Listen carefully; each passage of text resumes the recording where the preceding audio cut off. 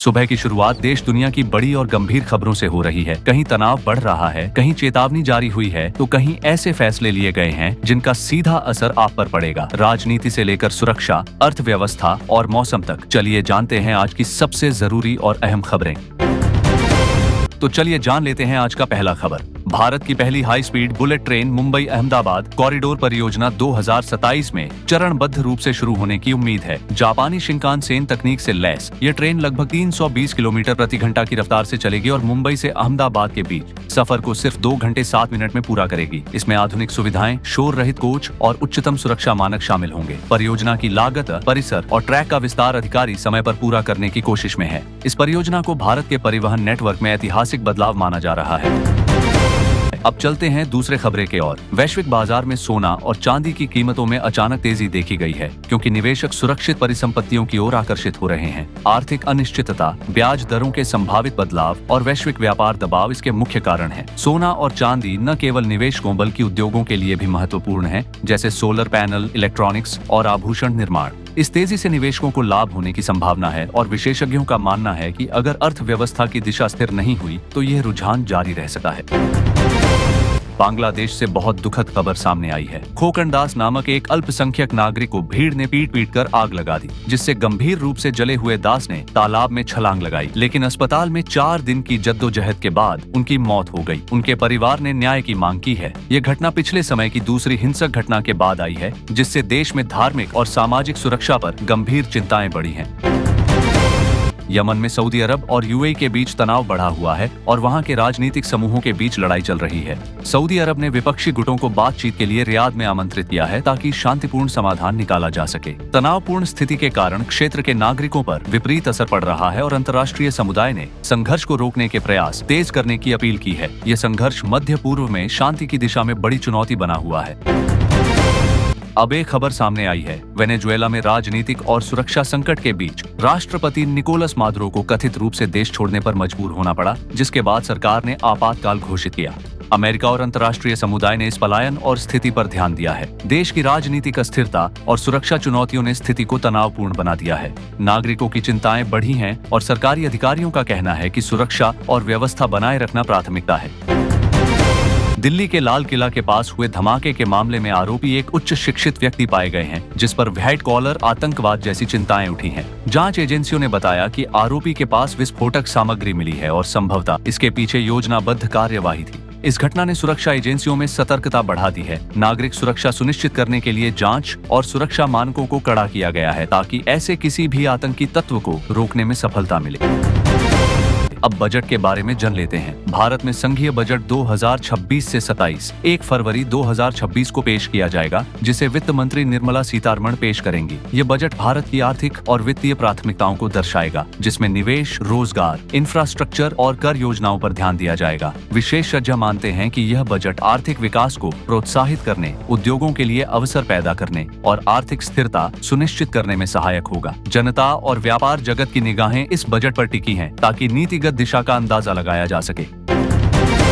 चलिए चलते हैं अगले खबर में। मुस्ताफिजुर रहमान को आईपीएल 2026 की नीलामी में केकेआर कोलकाता नाइट राइडर्स ने 9 करोड़ 20 लाख रुपए में खरीदा था, जो बांग्लादेश के सबसे महंगे खिलाड़ी की रिकॉर्ड राशि है। लेकिन अब बीसीसीआई ने विवाद और बढ़ते राजनीतिक दबाव के बीच केकेआर को उन्हें रिलीज करने का निर्देश दिया है, जिससे वह आईपीएल 2026 में हिस्सा नहीं ले पाएंगे। ये कदम भारत बांग्लादेश के बिगड़ते रिश्तों और नागरिक असंतोष के बीच लिया गया है, जिसके चलते बोर्ड ने सुरक्षा और सार्वजनिक व्यवस्था का हवाला देते हुए यह फैसला किया। केकेआर अब किसी रिप्लेसमेंट खिलाड़ी को चुन सकता है, लेकिन रहमान इस सीजन में मैच नहीं खेलेंगे। आईएमडी ने उत्तर भारत में शीतलहर और हिमपात की चेतावनी जारी की है। किसानों और आम नागरिकों को सुरक्षा उपाय अपनाने की सलाह दी गई है। अगले 48 घंटों में तापमान में और गिरावट की संभावना है। सरकारी एजेंसियों ने विशेष राहत और बचाव उपाय तैयार किए हैं। स्कूल और ट्रांसपोर्ट पर भी सतर्कता बरतने की हिदायत दी गई है।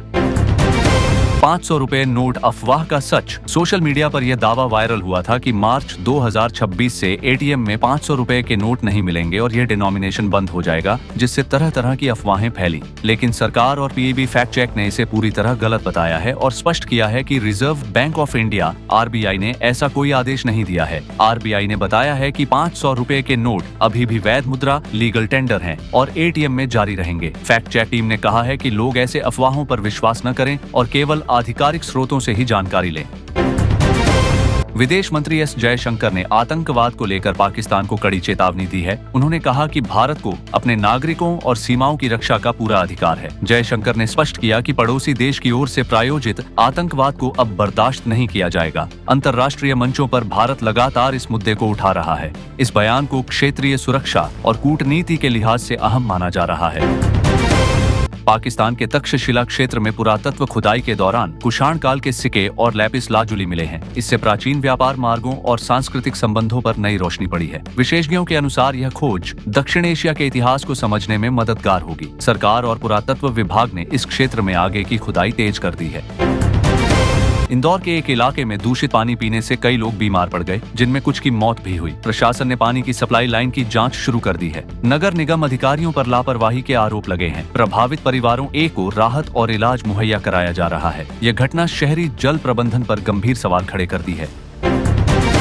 भारत ने 100 करोड़ से अधिक ब्रॉडबैंड सब्सक्राइबर का आंकड़ा पार कर लिया है। ग्रामीण इलाकों में भी इंटरनेट की पहुंच तेजी से बढ़ी है। इससे ऑनलाइन शिक्षा, डिजिटल भुगतान और ई गवर्नेंस को मजबूती मिली है। विशेषज्ञ मानते हैं कि डिजिटल कनेक्टिविटी भारत की आर्थिक वृद्धि में अहम भूमिका निभाएगी। 2025 में देश भर में 166 बाघों की मौत दर्ज की गई, जिससे वन्य जीव संरक्षण को लेकर चिंता बढ़ी है। शिकार, मानव वन्य जीव संघर्ष और जंगलों का सिकुड़ना इसके मुख्य कारण बताए जा रहे हैं। सरकार ने निगरानी बढ़ाने और सख्त कदम उठाने की बात कही है। पर्यावरणविद संरक्षण उपायों को और मजबूत करने की मांग कर रहे हैं। इसरो का गगनयान 1 मिशन मानव अंतरिक्ष उड़ान की दिशा में बड़ा कदम माना जा रहा है। इसमें सुरक्षा और तकनीकी परीक्षण किए जाएंगे। यह मिशन भारत को उन चुनिंदा देशों की सूची में शामिल करेगा जिनके पास मानव अंतरिक्ष उड़ान की क्षमता है। वैज्ञानिक समुदाय इसे ऐतिहासिक उपलब्धि मान रहा है।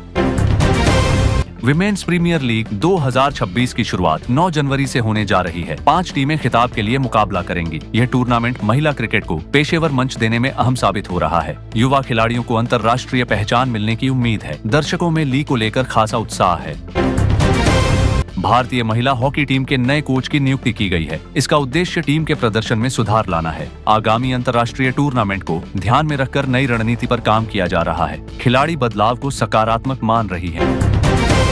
चेन्नई में इंटरनेशनल यूथ सेलिंग चैंपियनशिप आयोजित की जा रही है। इसमें कई देशों के युवा खिलाड़ी हिस्सा ले रहे हैं। यह प्रतियोगिता भारत में जल खेलों को बढ़ावा देने की दिशा में अहम कदम है।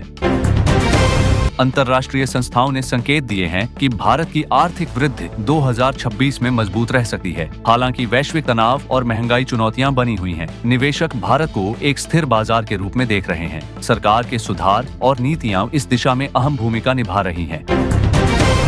ये थीं आज की 30 अहम खबरें जो देश दुनिया की बड़ी तस्वीर पेश करती हैं। ऐसी ही जरूरी और भरोसेमंद अपडेट के लिए जुड़े रहिए। नमस्कार।